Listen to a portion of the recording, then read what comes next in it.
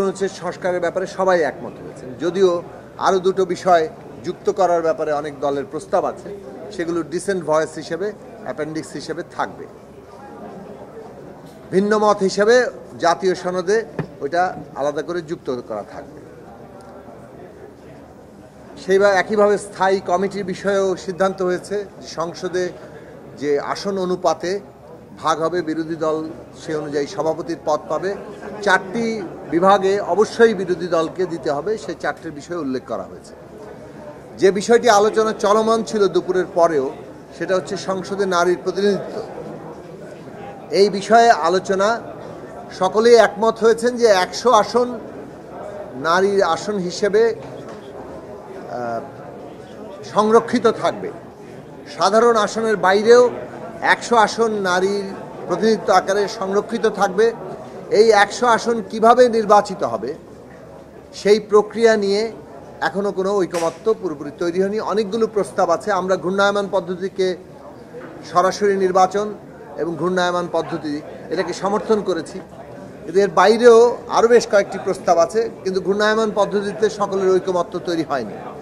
ফলে এই বিষয়ে আলাপ আলোচনা করা, রাজনৈতিক দলগুলোর নিজেদের মধ্যে আলোচনা করা, দলের ভিতরে পারস্পরিক আলোচনা করা এবং একটা ন্যূনতম ঐকমত্যে পৌঁছানোর জন্য আমরা প্রস্তাব করেছিলাম যে এই আলোচনাটি মুলতবি রেখে আগামী সপ্তাহে আবার আলোচনাটা নিয়ে আসা, যাতে করে আমরা একটা ঐকমত্যের জায়গায় পৌঁছাতে পারি।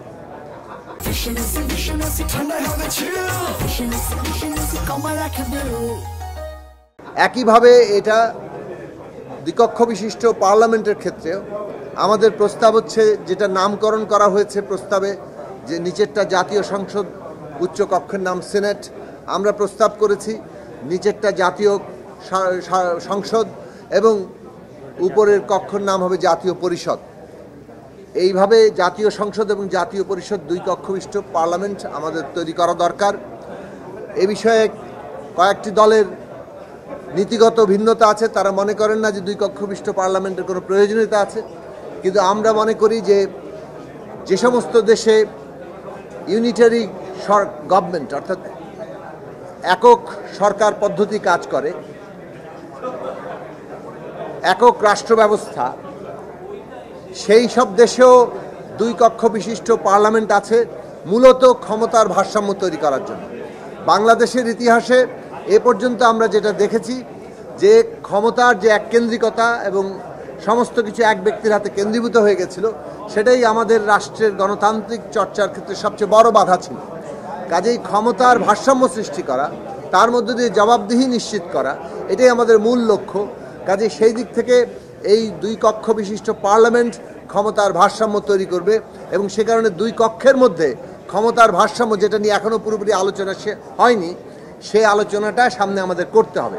তো এই বিষয়েও যাতে আমরা আপাতত দলগুলোর ভেতরে আরও ঐকমত্য তৈরি করতে পারি, সে কারণে মুলতবি করে এটার আলোচনা সামনে আবার করা হবে।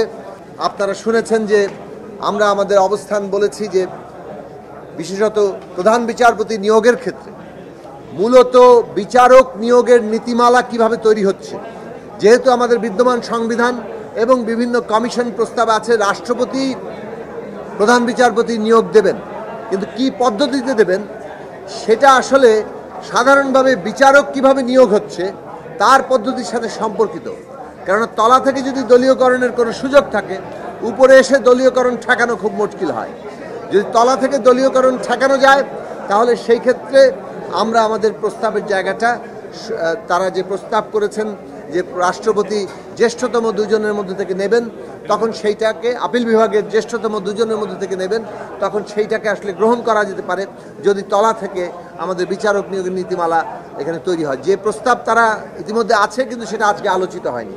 আমরা এই সমন্বিত আলোচনার উপর নির্ভর করেই বিচার বিভাগের স্বাধীনতার প্রশ্নটিকে আগামী দিনে সুস্পষ্ট করার পক্ষে।